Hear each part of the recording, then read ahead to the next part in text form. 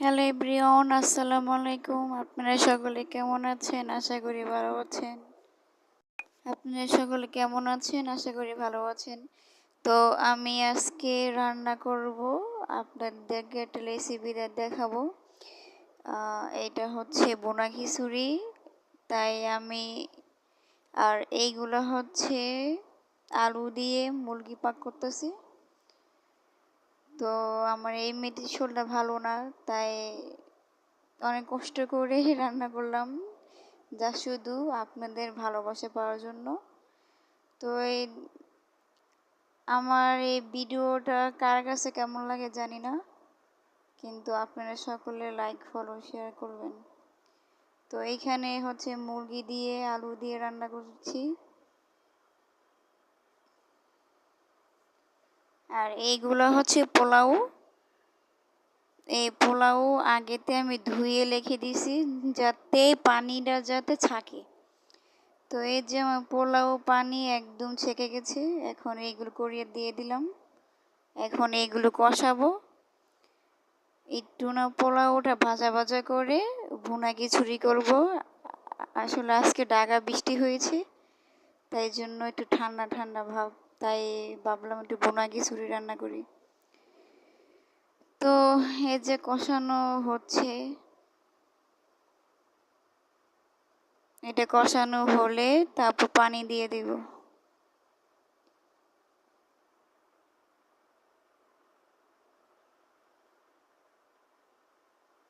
তো আমার ভিডিওটা যে যেখানেতে দেখতেছেন অবশ্যই লাইক ফলো শেয়ার করবেন।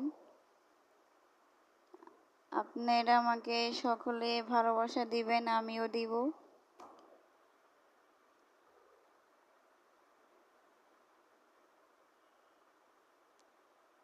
আসলে এইটা যদি না লাড়ি তাহলে লেগে যাবে।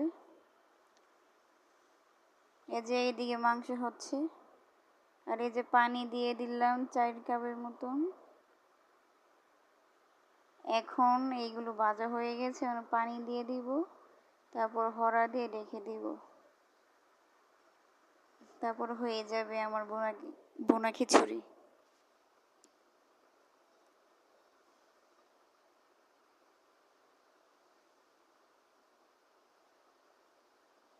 তো আমার এই ভিডিওটা আপনাদের কাছে কেমন লাগলো অবশ্যই কমেন্ট করে জানাবেন। এই যে এখন ধনিয়া পাতা দিয়ে দিব, কারণ ধনিয়া পাতা না দিলে আসলে একটা না মানে স্বাদ লাগে না। কারণ ধনিয়া পাতাটা দিলে একটা সুন্দর একটা ফেভারিট মানে একটা গ্যারান আসে, তাই ধনিয়া পাতা দিয়ে দিলাম।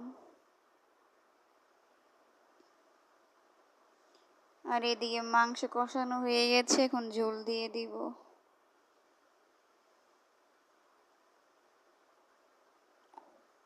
আসলে আলুগুলো সিদ্ধ করার জন্য দিলাম।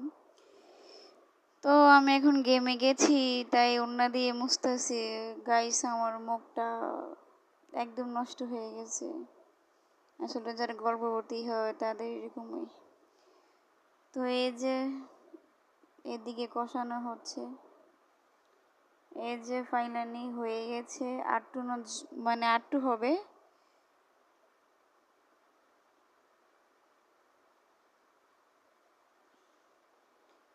আপনারও বাসায় এভাবে বৃষ্টির সময় বোনা খিচুড়ি কার কার খেতে ভালো লাগে? তো এদিকে আমার এই যে ফাইনালি আমার বোনা খিচুড়ি হয়ে গেছে, অনেকটা টেস্ট হয়েছে। আর এই যে আমার